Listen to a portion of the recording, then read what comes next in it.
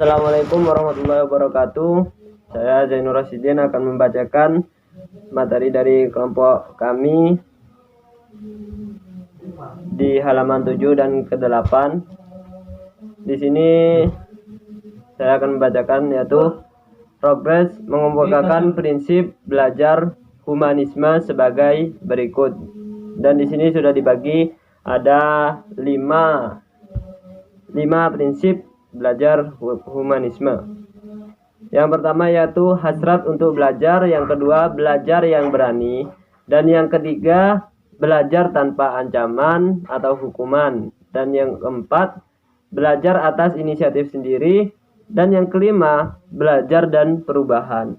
Contohnya yang pertama yaitu hasrat untuk belajar tadi ya. Itu hasrat untuk belajar maksudnya apa?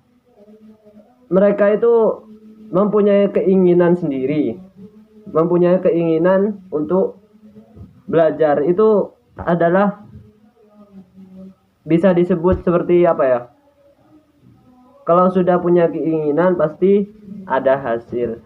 Kalau belajar tanpa ada keinginan biasanya kan orang-orang itu kan nggak semangat belajar gitu. Contoh yang kedua seperti belajar yang berarti.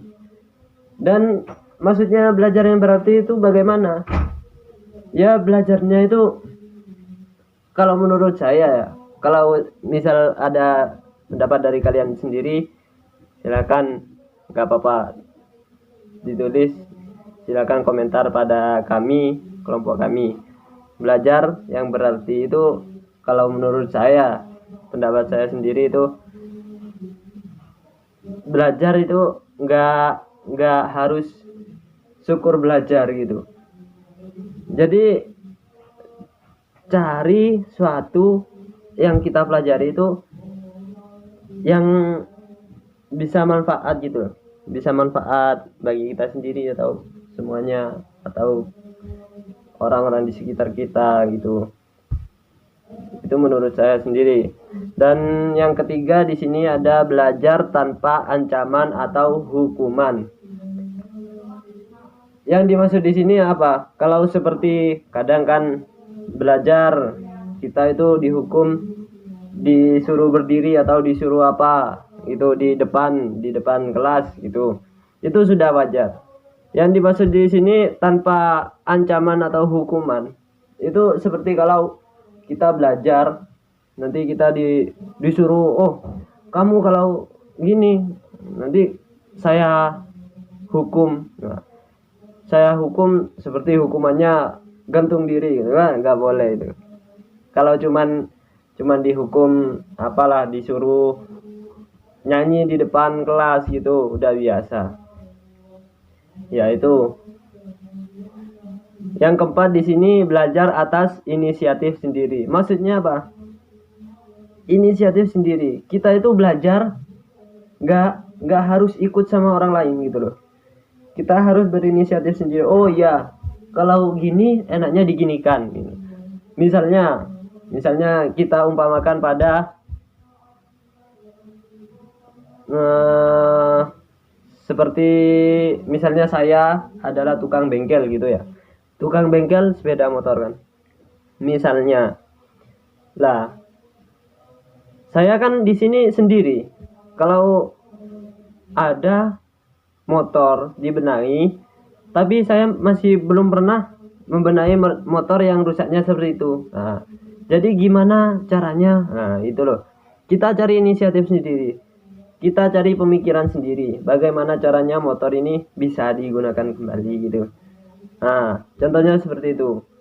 Dan itu sangat berpengaruh ya bagi pelajar seperti saya dan kalian semua.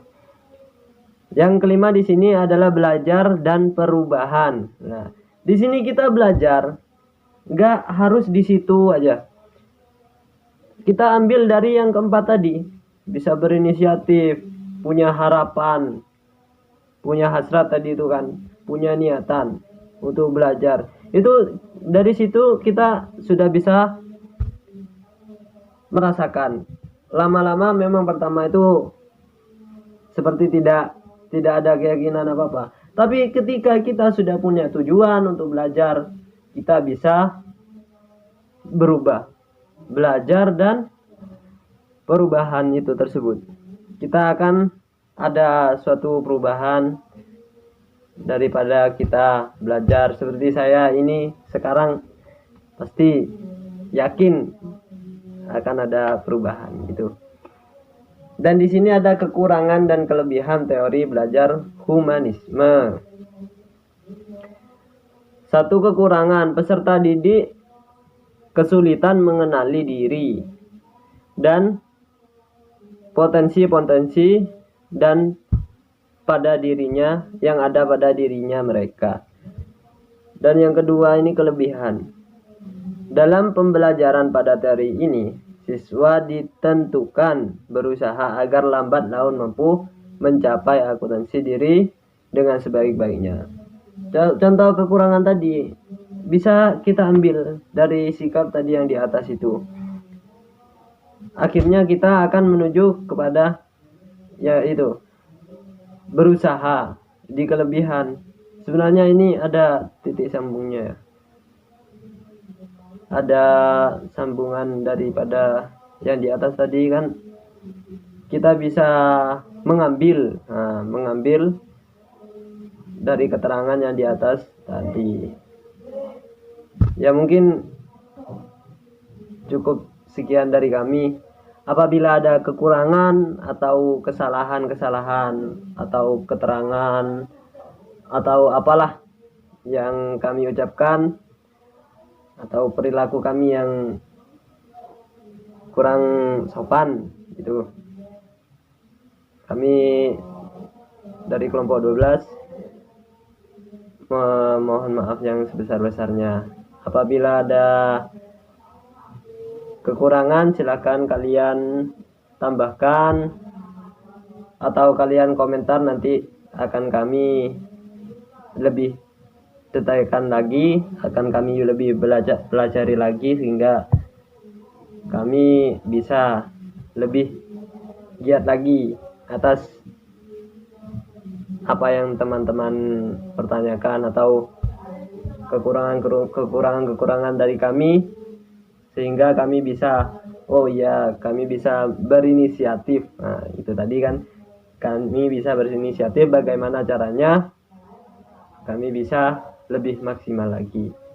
Sekian dari kami. Assalamualaikum warahmatullahi wabarakatuh.